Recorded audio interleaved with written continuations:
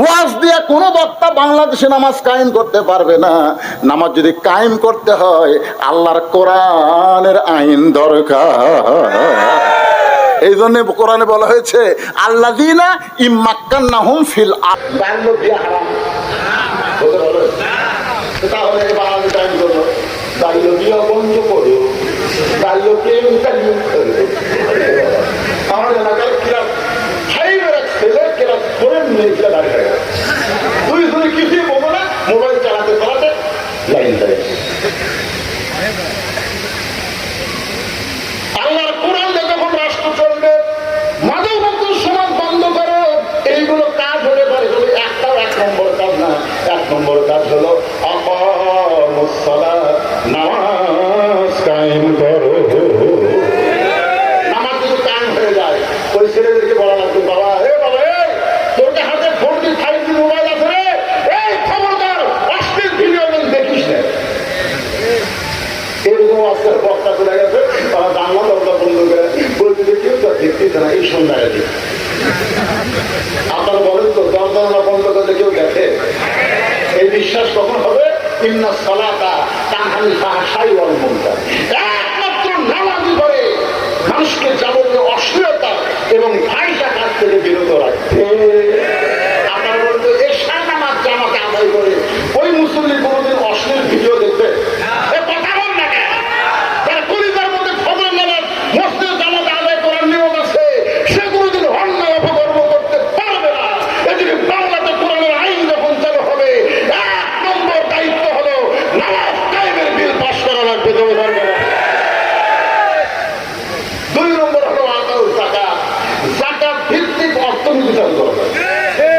আমাদের বাংলাদেশে জাকাত ভিত্তিক অর্থনীতি যখন চালু হবে, তখন কোন গরিব মানুষ ধনীর বাড়ি যাওয়া লাগবে, বরং ধনীরাই কথাটা মনে দিতে শোনেন, ধনীরাই গরিবের বাড়ি যাবে। কিন্তু গরিবেরা নাটক করে আমার জামাতে বলার কারণে ইয়া কানা বুঝু ইয়া কানা ইবাদত তরিকা সাহায্য যাবো তার কাছে।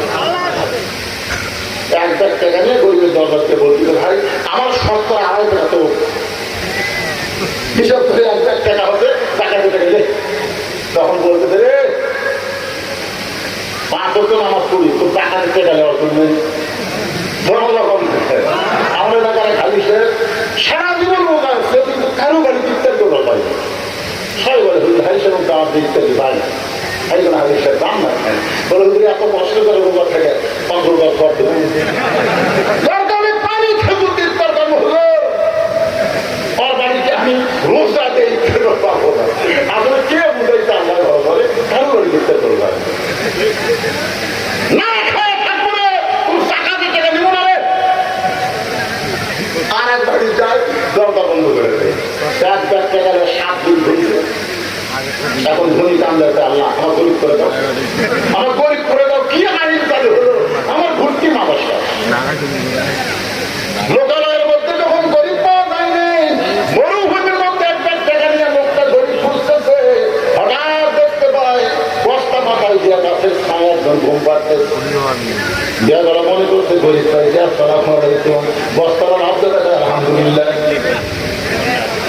দেখা লাগাইছে ভাই তোমার সালাম দিলাম, ওয়ালাইকুম আসসালাম না বলে আলহামদুলিল্লাহ বলে 1 বস্তা টাকা নিয়ে 15 দিন ঘুরতেছি, এখনো গরিব পাই নাই। তোর গরিব মনে করে আল্লাহর শুকরিয়া আদায় করলাম, টাকার বস্তাতে ওই তাই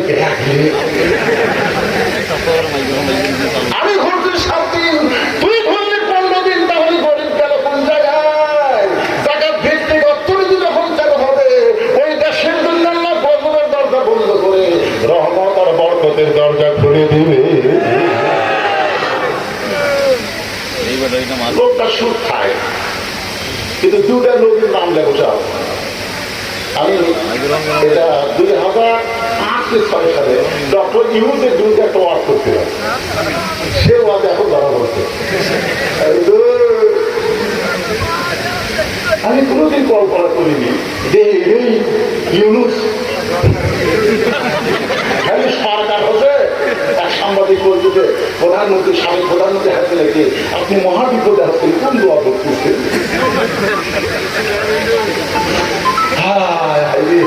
এমন এক দোয়া, বিপদের দোয়া, নামটা ইউনুস। 2টা নবীর নাম নিয়ে বসে আছে দুইটা লোক, একটা হলো মুহাম্মদ সাল্লাল্লাহু আলাইহি ওয়াসাল্লাম, আর একটা ইউনুস মোহাম্মদ ইউনুস।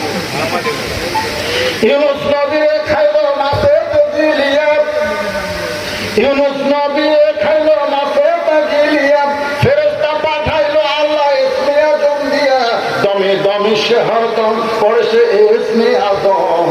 মাছের উদর হইতে আল্লাহ বাঁচাইলো প্রাণ। সবাই বলেন আল্লাহু আল্লাহু, তুমি জানলে জানালুহু, শেষ করা তো যাই না গে তোমার গুণগান। আল্লাহু আকবার। মুসা বলতেছে আল্লাহ মৃত্যুকে পছন্দ করার 3 নম্বর কারণ হলো মিশে মায়াই বন্দি থাইকা, মিশে মায়াই বন্দি থাইকা করলাম কত খেলা, পশ্চিমে তাকাইয়া দেখো তোমার ডুইবা গেছে বেলা। এই গান গাইলে গুনাহ হবে? তাহলে সবাই বলেন এক পলকের নাই ভরসা, মিশে সকল আশা, কখন বুঝি দারুণ ঝড়ে ভাঙবে তোমার বাসা। বাল তুসিরুনাল হায়াতাদ দুনিয়া ওয়াল আখিরাতু খায়রুন ওয়া আবকা।